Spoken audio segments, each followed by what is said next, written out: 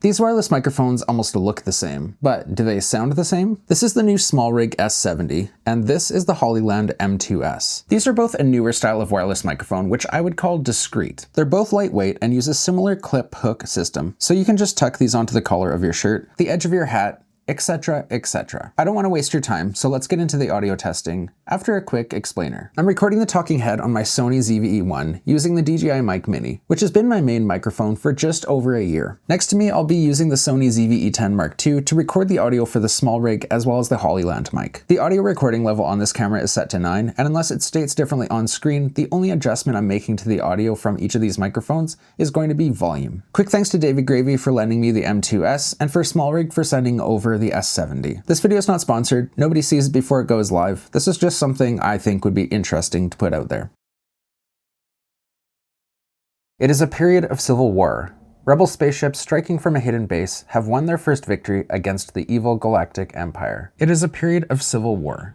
Rebel spaceships striking from a hidden base have won their first victory against the evil galactic empire. And now here's a test with some EQ, some compression, and some light voice isolation, which is all I bother to do with my vocal audio for YouTube. During the battle, Rebel spies managed to steal the secret plans to the Empire's ultimate weapon, the Death Star, an armored space station with enough power to destroy an entire planet. During the battle, Rebel spies managed to steal the secret plans to the Empire's ultimate weapon, the Death Star, an armored space station with enough power to destroy an entire planet. For the noise cancellation test, I would go outside and do this, but I want the sounds in the background to be consistent, so we're going to use background noise from a coffee shop played from a video on my laptop. Pursued by the Empire's sinister agents, Princess Leia races home aboard her starship, custodian of the stolen plans that can save her people and restore freedom to the galaxy. Pursued by the Empire's sinister agents, Princess Leia races home aboard her starship, custodian of the stolen plans that can save her people and restore freedom to the galaxy. Pursued by the Empire's sinister agents, Princess Leia races home aboard her starship, custodian of the stolen plans that can save her people and restore freedom to the galaxy. Now that we've heard the audio from both mics and have a favorite in mind, let's go over all the other details that will really help solidify your choice. The Smallrig S70 comes in at $89 US. The Hollyland M2S Mini combo, which is the comparable set, is typically around $150, but is often on sale for closer to $100. Both kits get 2 microphones, a camera receiver, a USB-C phone receiver, a charging cable, windscreens, and a 3.5mm audio cable.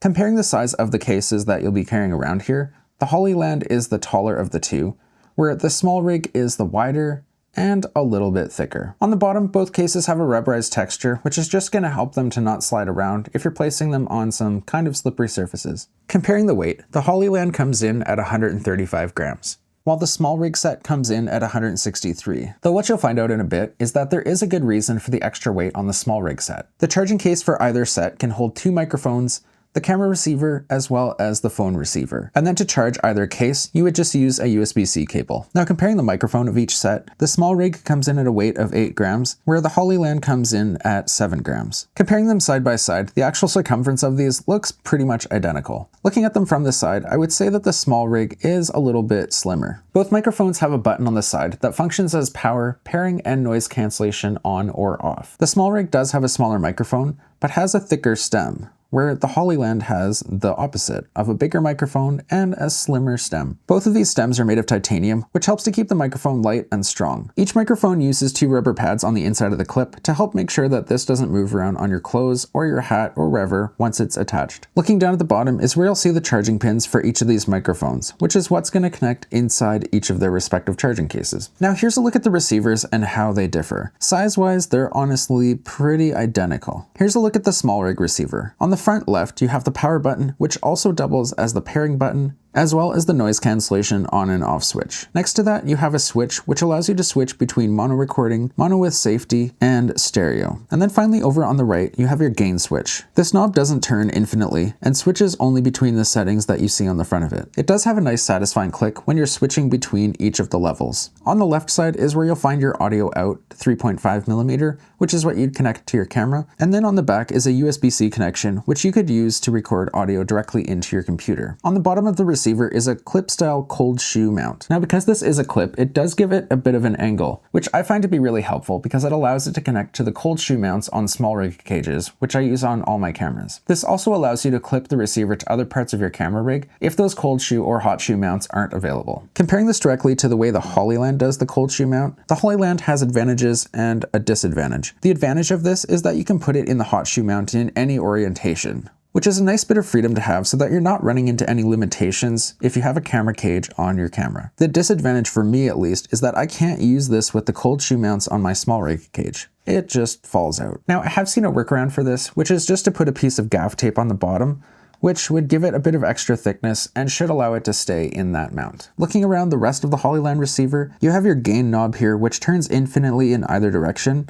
And what's clever is that a press down on this knob is what activates and deactivates the noise cancellation of the microphone. Similar to the Smallrig receiver, you have your 3.5mm for the camera, a USB-C connection on the back for your computer, as well as a power button.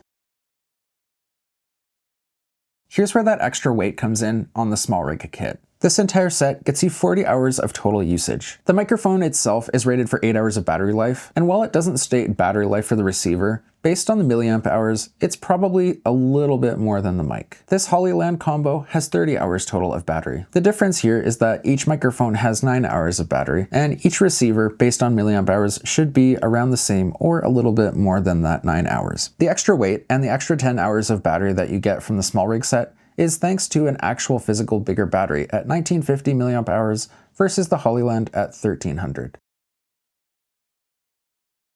When it comes to the range, either set is rated for 300 meters, which is 984 feet. I'm not really sure why you need all that distance. Unless maybe you're hiking up a mountain and you want to set your camera from really far away, maybe that's the reason. But if you're someone who needs that extra distance, drop a comment down below and let me know why, because I'm just genuinely curious. Each set we're looking at today comes with a USB-C phone adapter, which works in part with its own individual app. Each receiver gives you the option to connect 2 microphones to your phone at one time, and also has a USB-C connection, which allows you to charge your phone while you're recording. On the bottom of either receiver is a button that functions as power on/off, pairing, and a toggle between noise cancellation. On the Smallrig receiver, you can double press this button to mute the microphone, and next to it is a hard switch which allows you to change between mono and stereo recording. Once you're connected to the Hollyland app, you can change the noise cancellation from low to high, turn it off or on, change between 3 levels of volume adjustment, and change between mono and stereo recording. Switching over to the Smallrig app, there are a lot more options here. You can switch the noise cancellation for each mic on or off, mute each mic individually, switch between 3 levels of gain, which is actually done by clicking the receiver button, and then you also have the option to turn on auto limiting, which is a setting that's going to help stop sudden loud noises from distorting your microphone audio. You also get access here to 9 professional EQ presets, which are calibrated by Grammy Award winner Luca Bignardi, which sounds pretty Italian, and there you go. Looks like he's both been nominated and won at the Latin Grammy Awards, so that's pretty cool. Also, scrolling around a little bit more, it seems like this is something that he helps to do, which is to help tune different headphones